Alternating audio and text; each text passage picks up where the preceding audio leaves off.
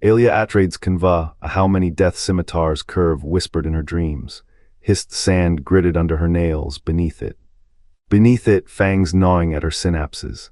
The Bene Gesserit whisper memories, not their gift-owned cage of stolen lives, a ledger of violence bound in neural tissue. How many generations of screaming had they folded into her DNA? Hissed sand gritted under her nails. Laughter the carrying the air writhed through her answers, acrid only the tang of weight of ancestral own blood, borrowed memories, ghosts. The desert wind hissed, carrying the stench of blood and sand. Beneath it, a deeper whisper memories not their own, bleeding through bone and breath. What if the Bene Gesserit's gift is no divine spark but a vault, a stolen ledger of human lives, siphoned through generations, each death a cipher, each birth a key? The Reverend Mothers do not access ancestors, they execute them. 1,000 voices coil in their skulls, not as wisdom, but as leverage. A girl trained to withstand the Gom Jabbar learns more than pain. She learns the faces of those who came before, their choices etched like scars across her synapses.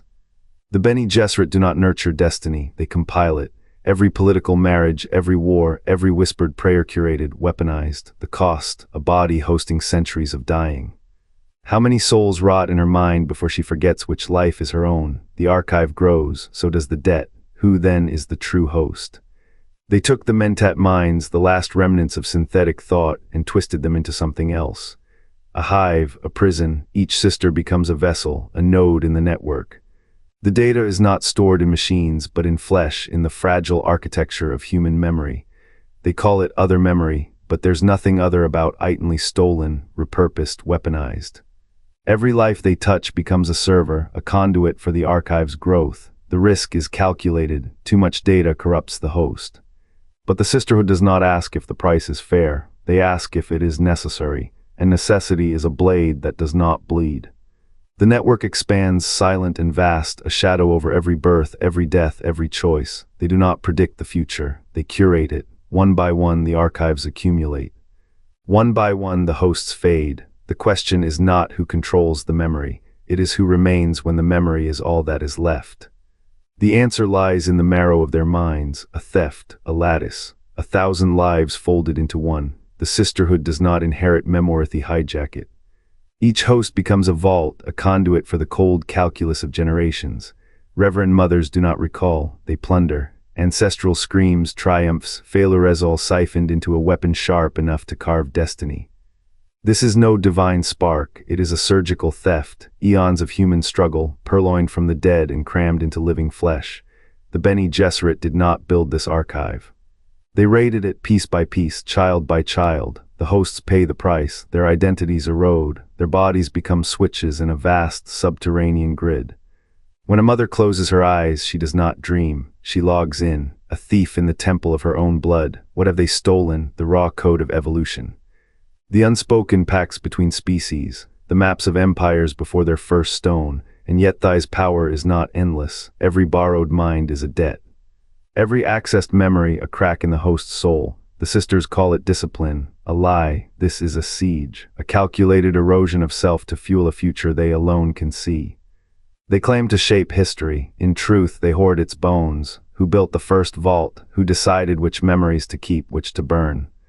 The questions hum like a trapped thing in the dark. Other memory is not a gift, it is a wound kept open.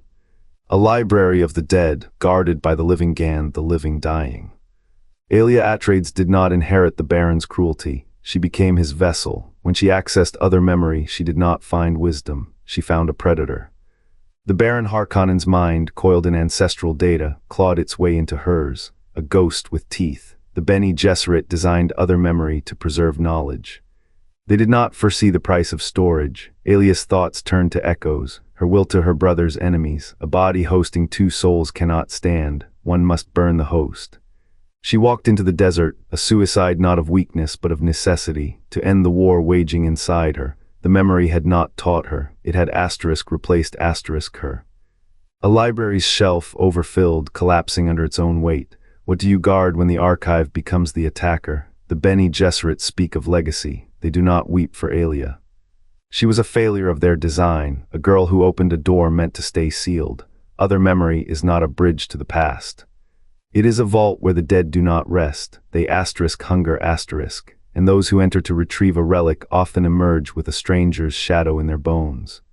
They call it a gift, a bridge to the divine, but what is a mind stretched across centuries if not a cage? The Bene Gesserit do not channel wisdom plunder it. Each Reverend Mother's awakening is a theft, 1,000 lives ripped raw, folded into her skull like stolen maps. You speak of enlightenment, I see a vault of screaming. They claim the sisters seek transcendence. Let me remind you how they achieve it, by forcing initiates to endure the agony of stillness until their own memories dissolve, until they become vessels, tombs.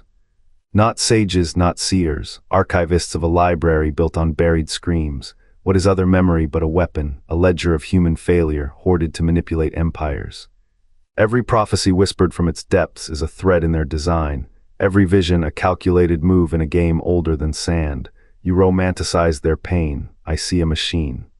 They do not ascend, they hoard and when a Reverend Mother speaks, it is not the voice of God.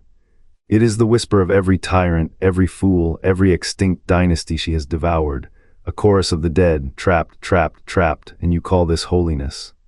The Bene Gesserit's enlightenment is a hunger, one that will never be sated.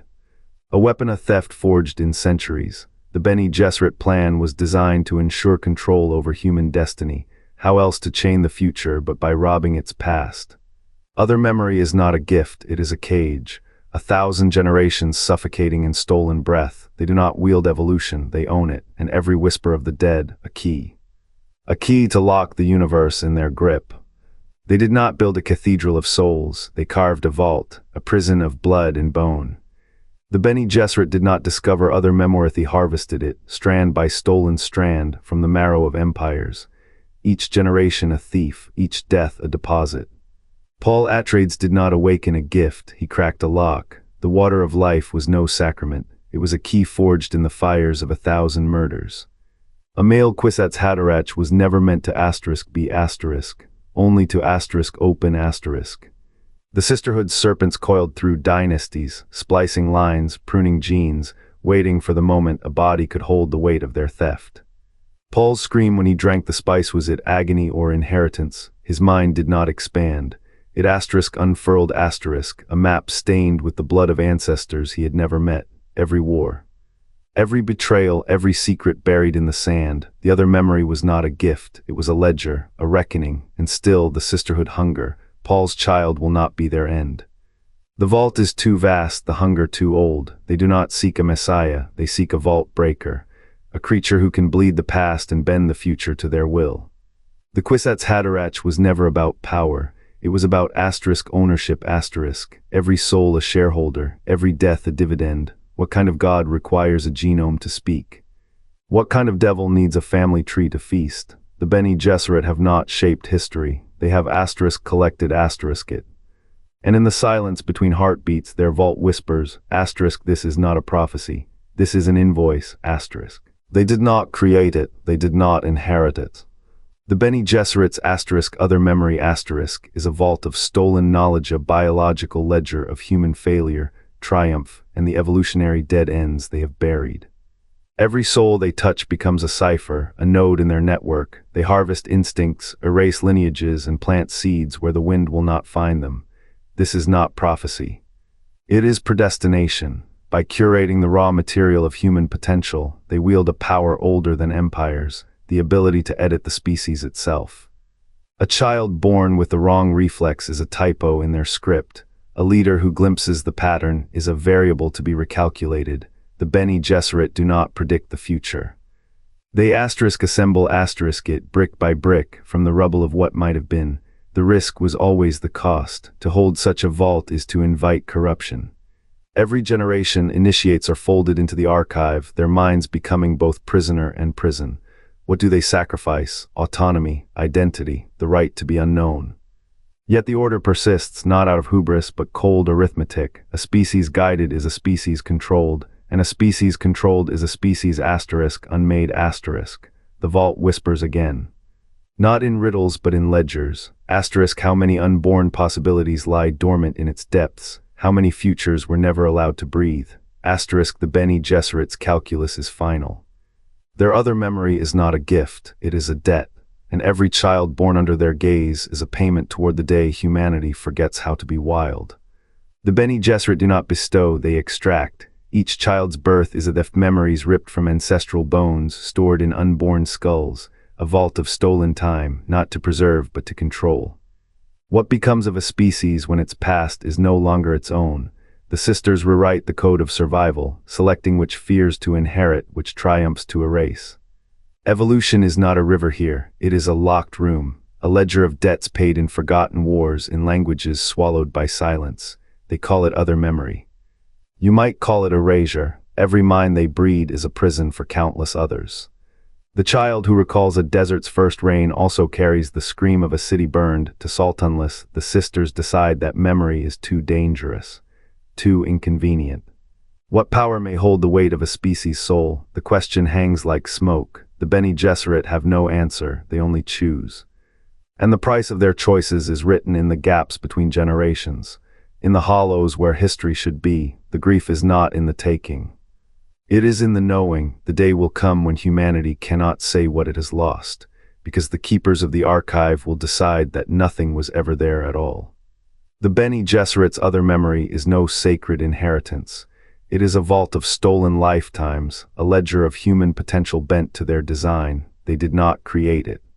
They plundered it, thread by thread, from the wreckage of civilizations they deemed obsolete. Leto-Roman II union with the sand trout was not salvation.